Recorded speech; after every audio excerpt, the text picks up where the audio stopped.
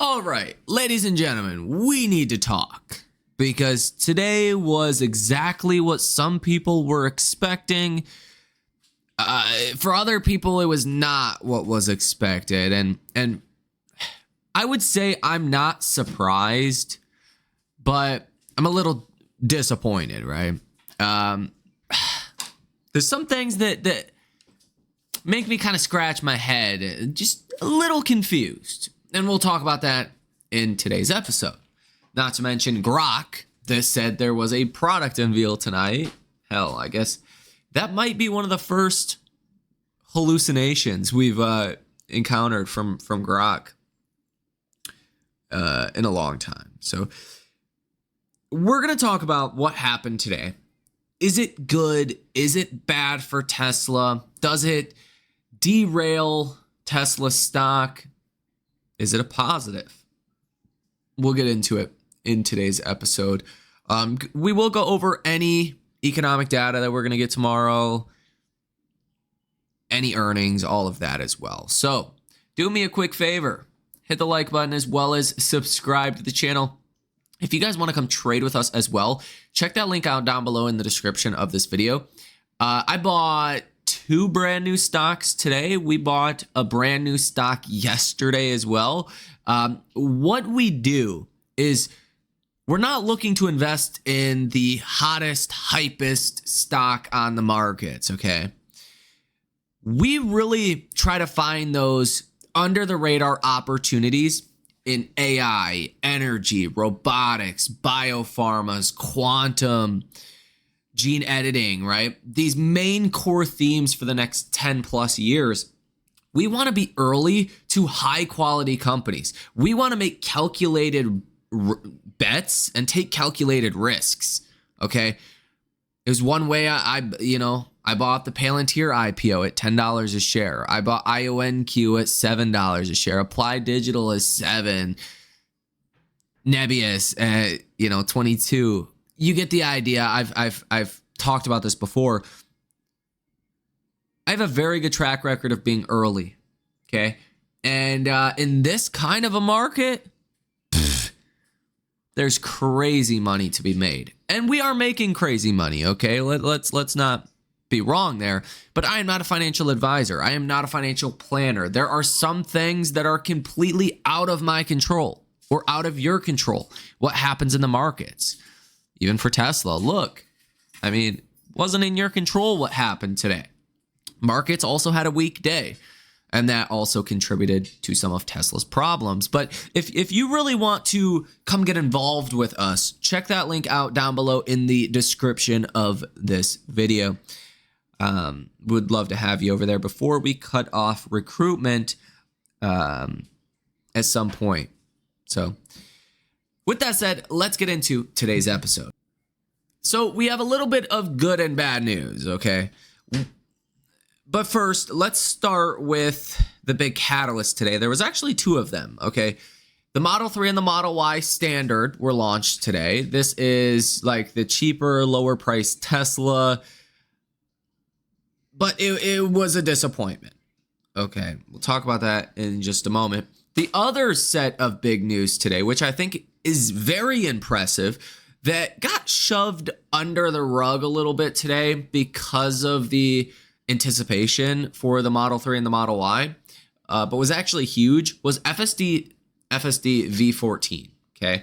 That is getting some incredible coverage as of now. This is what a lot of people think is what is currently being operated in the robotaxi system. Like, it's incredible what we are seeing out there. The capabilities of V14 are wild, okay? It is a large lockstep improvement even from V13. That's the big positive news today. So at least we got one positive. The Model 3 and the Model Y Standard that was launched today is not seen as a positive, okay? Why? Because it wasn't cheap enough, number one, to differentiate itself, to really be a lower priced option versus like a normal Model 3 or Model Y, okay? And it's really just stripped down. It's really stripped down. You don't get the ambient lighting. You have cloth seats. The roof is way different.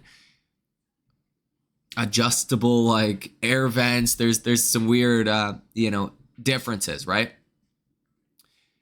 For a vehicle that's not that much cheaper, it just doesn't make sense to buy this. Now, the idea of a cheaper, lower priced Tesla is that you increase the total addressable market. For people that don't make as much, don't earn as much, that want to get a Tesla, they could have, went out and got a Tesla. This doesn't really change the affordability problem too much. It's still a car over $30,000. You really wanted to see a car like $25,000, even with maybe only 200 miles of range or something, right? You wanted to see something that was unique, that was different from the Model 3 or the Model Y. Now, if you wanted to buy a Model 3, you're just looking at the options. You're saying, okay, do I buy this one and get a lot less features? Or do I spend a little bit more and buy this one and get all the features? It's not going to drive sales for Tesla. It's not going to be a big hit in the marketplace. It's just not going to be. Okay. That's where I scratch my head a little bit. That's where I struggle with this. Because I know damn well Elon is smarter than that. I know damn well Elon knows this is not like the next big thing for Tesla. Like it's just another variant. Now, hopefully the margins are really good on this. That could be an upside story. But this is not the next Model Y, right? This is not something that increases Tesla's total addressable market pretty much at all. And what a lot of Wall Street is going to say, and what they've started to say, is these standard versions could just cannibalize the Model 3 and the Model Y. So basically lower sales, lower average selling prices for Tesla, which is obviously not great. You really wanted something where maybe buyers couldn't afford the Model 3 or the Model Y, but they have the cheaper option. That's what you wanted. And preferably something that was a little bit more unique to itself. And that's just not what you got. So a lot of people were disappointed in that. There was also a lot of speculation of maybe like a, flying vehicle or Archer Aviation partnership. There was a lot of talk on that. After all, Archer put Tesla like Optimus bots and the Cybercab in one of their teaser videos that came out October 2nd. So like there was a good reason for, people to be a little bit hyped up on maybe a flying Tesla Evil, right? Coming to markets. We didn't get that. Now, again, does this kill the Tesla story? Absolutely not. This really doesn't do anything to the Tesla story.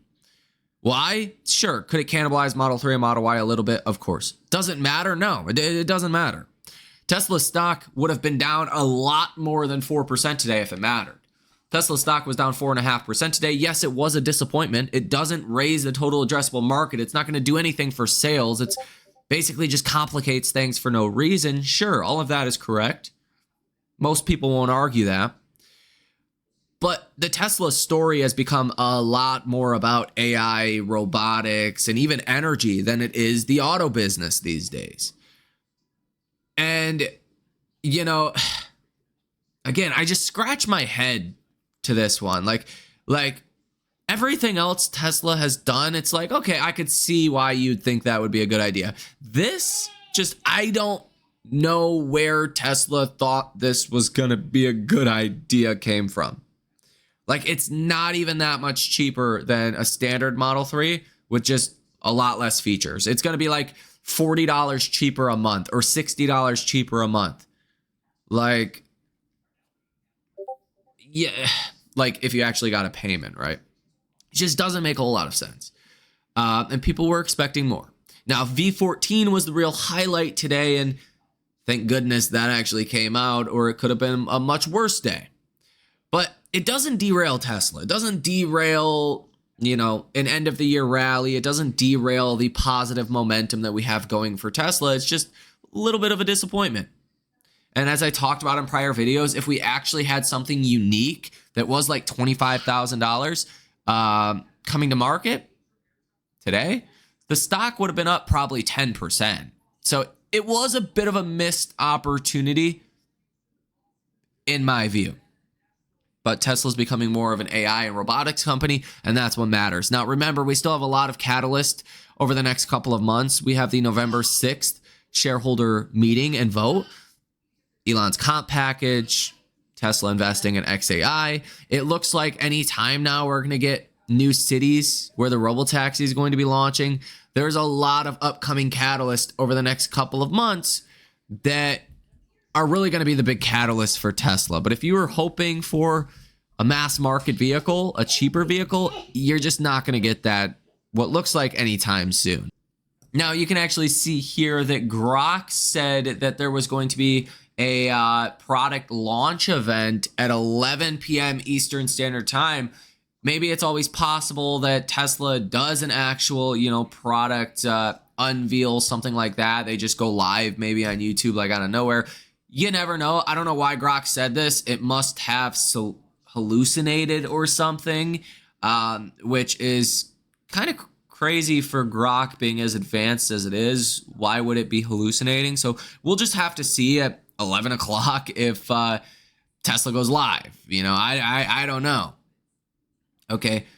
But while this is a disappointment, it doesn't change any of the thesis for Tesla. The big catalyst upcoming are still the same catalyst that I just mentioned, but you're not going to get the added catalyst of a, attractive mass market, lower priced Tesla. That's just not in the cards right now. Now, for tomorrow, you're going to have a speech from Fed Mussolem, Fed Barr in the morning. You're going to have the FOMC minutes that come out at 2 p.m., as well as a 10-year bond auction around 1 to 2 p.m. Eastern Standard Time. Fed Kashkari will speak, and then Fed Barr again after markets close tomorrow. The big catalyst is going to be on Thursday. You actually get a speech from Fed Jerome Powell. Now, if the government opens up again, then we might get the jobs report this week, although it doesn't look likely that government's going to open anytime soon. Initial jobless claims will be coming out, maybe coming out Thursday if the government opens, but again, a bit of a wild card. So whatever Fed Powell says is going to be a big driving force for this market. Now, on Friday, we will get the Michigan Consumer Sentiment Survey. This data comes out of the University of Michigan. Keep in mind, it's very political. It has a very small sample size, so it's not the best or nearly most reliable data, okay? It's heavily politically influenced, okay? But Wall Street still pays attention to it a lot. And since we're not getting BLS data, some of these survey data points seem like they might be a little bit more important. But the headline number is expected to fall from 55.1 to 54.2. 5-year inflation is expected to fall from 3.7% to 3.6%. Consumer expectations are expected to fall from 51.7 to 51. Current conditions are expected to fall from 60.4 down to 60.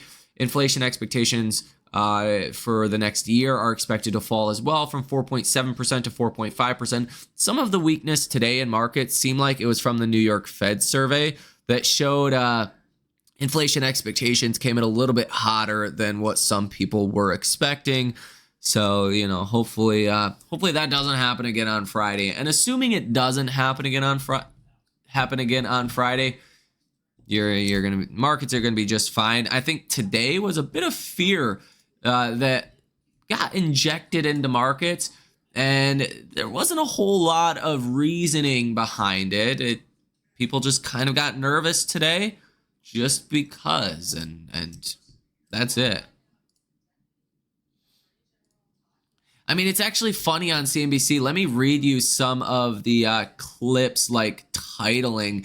There is like, I mean, there's some people that are saying, oh, this market's great, this market's fine, AI is doing great, whatever. Then there's some people like, this is a bubble.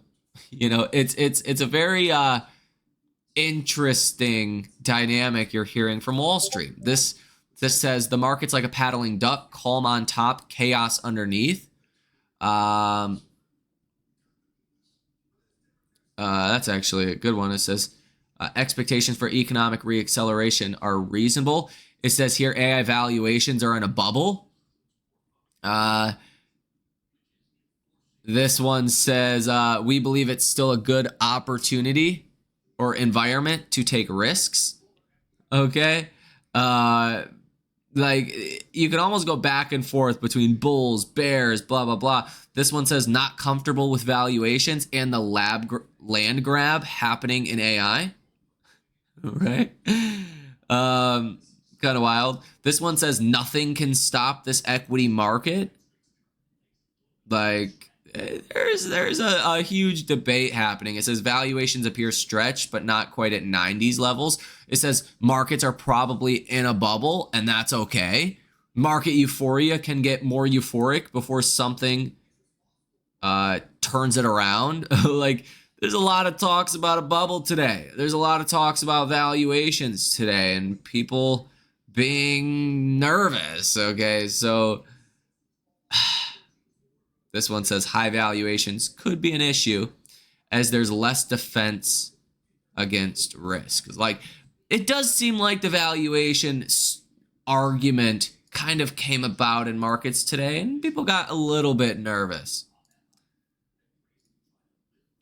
But from my perspective, it looks like AI is alive and well. There's nothing that changed today. There's nothing that happened today. The government shutdown lasting as long as it is. Jerome Powell's speech on Thursday, a little bit of nervousness, potentially heading into that, uncertainty around the economy. You know, you could start to see how some fear could creep into markets. There was talk about workers not getting back pay today. I mean, all of that is noise in my opinion. Okay. I think the consumer is going to get better next year. Big, beautiful bill, no tax on tips, no tax on overtime. Changes in the tax code, like you can now write off a lot more on taxes than you could before, like interest on car loans. Anyone can do that now. That saves people money. No tax on tips, no tax on overtime. That saves people money. And generally, I think that interest rates are going to come down. Inflation is going to come down. Economy is going to hold up. Real estate is going to be able to be bought and sold again. I think there's a lot of surprises coming. Positive surprises, that is, into next year. And I do think October, November, December could be very strong months. But if the government's shut down and we just don't know where the economy is or how things are doing out there, it makes the situation a little bit harder to read. And while that could affect Tesla, it doesn't seem to have affected Tesla all too much just yet.